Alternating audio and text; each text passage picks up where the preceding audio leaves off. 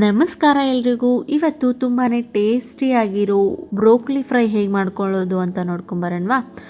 ಮೊದಲಿಗೆ ಬ್ರೋಕ್ಲಿನ ಚಿಕ್ಕ ಚಿಕ್ಕದಾಗಿ ಕಟ್ ಮಾಡಿಕೊಂಡು 2-3 ಸರಿ ತೊಳೆದು ಒಂದು ಗ್ಲಾಸ್ ನೀರು ಹಾಕಿ ಕುದಿಯೋಕೆ ಇಟ್ಕೊಂಡು ಅದು ಕುದ್ದ ನಂತರ ಒಂದು ಪಾತ್ರೆಗೆ ಹಾಕಿ ಟ್ರಾನ್ಸ್ಫರ್ ಮಾಡಿ ಇಟ್ಕೊಳ್ಳೋಣ.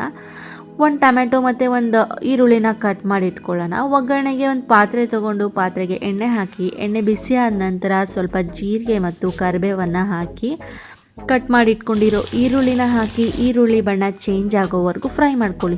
ಈರುಳ್ಳಿ ಬಣ್ಣ ಚೇಂಜ್ ಆದಮೇಲೆ ಕಟ್ ಮಾಡಿ ಇಟ್ಕೊಂಡಿರೋ ಟೊಮೆಟೊನ ಹಾಕಿ ಟೊಮೆಟೊ ಸ್ವಲ್ಪ ಮೆತ್ತಗಾಗೋವರೆಗೂ ಫ್ರೈ ಮಾಡ್ಕೊಳ್ಳಿ.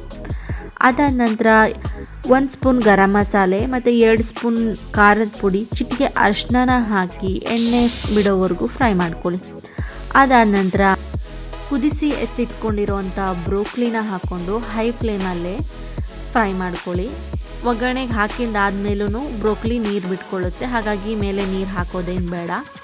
ಅದಾದ ನಂತರ ರುಚಿಗೆ ತಕ್ಕಷ್ಟು ಉಪ್ಪು ಮತ್ತು ಬೆಲ್ಲನ ಸೇರಿಸ್ಕೊಂಡು ಸ್ವಲ್ಪ ಶೇಂಗಾ ಪುಡಿ, ಲಾಸ್ಟಲ್ಲಿ ಕೊತ್ತಂಬರಿ ಹಾಕಿ ಅದು ಸ್ವಲ್ಪನೂ ನೀರು ಇಲ್ಲದೆ ಇರೋ ಥರ ಹೈ ಫ್ಲೇಮಲ್ಲಿ ಫ್ರೈ ಮಾಡಿಕೊಂಡ್ರೆ ತುಂಬಾ ಟೇಸ್ಟಿಯಾಗಿರೋ broccoli fry ready to eat. ನಾನು ಇದನ್ನು ಜೋಳದ ರೊಟ್ಟಿ ಜೊತೆ ಸರ್ವ್ ಮಾಡಿದ್ದೀನಿ. ಇದು ಚಪಾತಿ ಜೊತೆಗೂ ಚೆನ್ನಾಗಿರುತ್ತೆ.